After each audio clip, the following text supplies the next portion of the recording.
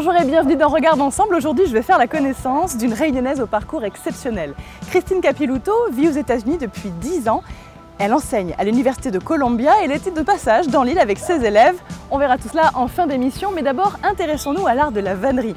Les artisans locaux étaient au Salon de l'Agriculture cette année pour faire découvrir tout leur travail et l'art local. On a des images, regardez.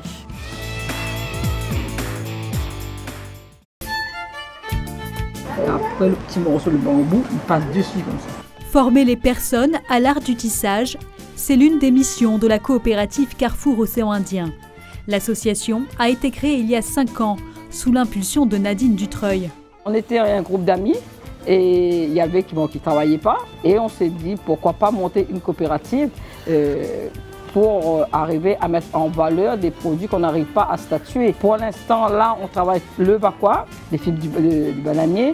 La coopérative apprend à maîtriser les gestes du tissage, mais les feuilles ne sont pas la seule richesse du bakwa.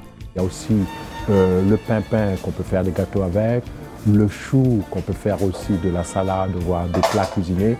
Voilà, c'est pour ça qu'on dit qu'on est sur un développement de filière fibre. C'est l'arbre dans son ensemble qu'on va utiliser. Ces produits dérivés ont été exposés au Salon de l'Agriculture à Paris cette année. Un bon test pour cette association prometteuse. C'était aussi voir l'impact de nos produits finis sur un public autre que le public réunionnais. Et là, on a été agréablement surpris. Pour pouvoir se développer correctement, la filière doit encore relever quelques défis, comme la création de plantations pour assurer une ressource pérenne. Bien accompagné par les pouvoirs publics, le secteur pourrait à terme générer beaucoup d'emplois.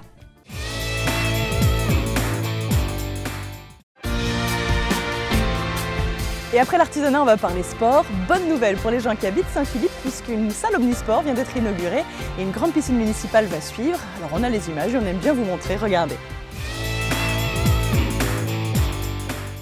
Le sport est à l'honneur à Saint-Philippe.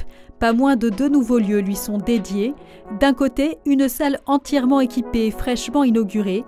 De l'autre, l'emplacement d'une future piscine municipale qui reçoit aujourd'hui sa première pierre. C'est un moment qui est un moment important puisque c'est bien sûr le premier équipement de ce type ici sur Saint-Philippe pour une petite commune aujourd'hui en nombre d'habitants, mais permettre aux scolaires, permettre à la population tout simplement de pouvoir bénéficier d'un équipement de qualité ici sur Saint-Philippe. Je crois que c'était important et donc ce projet arrive après de très nombreuses années d'études et c'est naturellement que la région Réunion est aux côtés aujourd'hui de la commune de Saint-Philippe pour pouvoir apporter donc une part de financement important et qui va permettre effectivement à cet équipement de voir le jour donc d'ici quelques mois maintenant.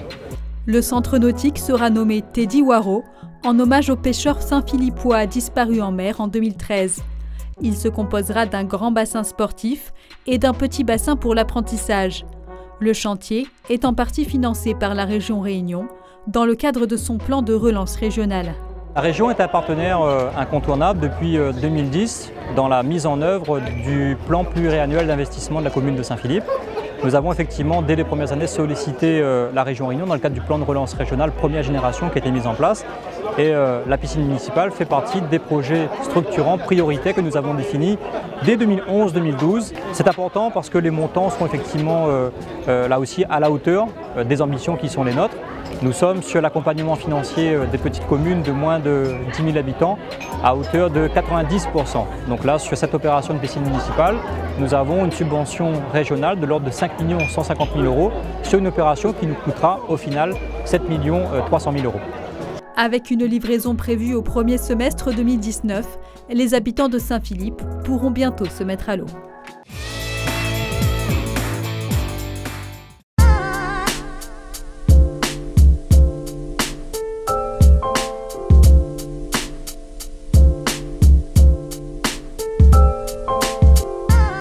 Christine, vous êtes consultante pour des étudiants et surtout pour des entreprises. Vous avez 2 activités. Vous vivez à New York et en tant que réunionnaise, moi, votre expérience, franchement, ça me fait plaisir de la découvrir. Donc j'aimerais que vous m'expliquiez ce que vous faites. J'enseigne un cours pratique qui donne une opportunité à un groupe d'étudiants que je sélectionne afin de travailler sur une problématique réelle pour une organisation cliente. Donc en général, il s'agit d'une entreprise privée, Mais exceptionnellement, dans mon cas aujourd'hui, il s'agit donc de la région Réunion. L'idée, c'est que vous apportez votre expertise, c'est bien cela. Oui. Et c'est gagnant-gagnant quelque part, à la fois pour l'entreprise comme pour les étudiants, c'est bien ça, si je comprends? Oui, parce que les étudiants fournissent donc des analyses très professionnelles et très poussées à une organisation qui n'a pas besoin de les rémunérer pour cela. Et en échange, les étudiants, ils sont exposés à une expérience professionnelle qu'ils peuvent utiliser plus tard dans leur recherche de travail. Alors en tant que réunionnaise qui vit à New York, quel est votre regard sur ce qui peut se faire à La Réunion en dehors de nos frontières? Je trouve que le partenariat entre les universités et le monde des entreprises est très poussé aux États-Unis, là où je vis. Et c'est peut-être quelque chose que La Réunion pourrait explorer un peu plus. Quel est le message que vous aimeriez faire passer à la fois aux entreprises locales, mais aussi à tous ceux qui ont une idée et qui ont envie de la développer? Alors pour les entreprises, ce que je dirais, c'est n'hésitez pas à investir dans les gens qui ont du talent, parce qu'au final, ce sont les personnes qui vont créer de la valeur à l'intérieur de l'entreprise.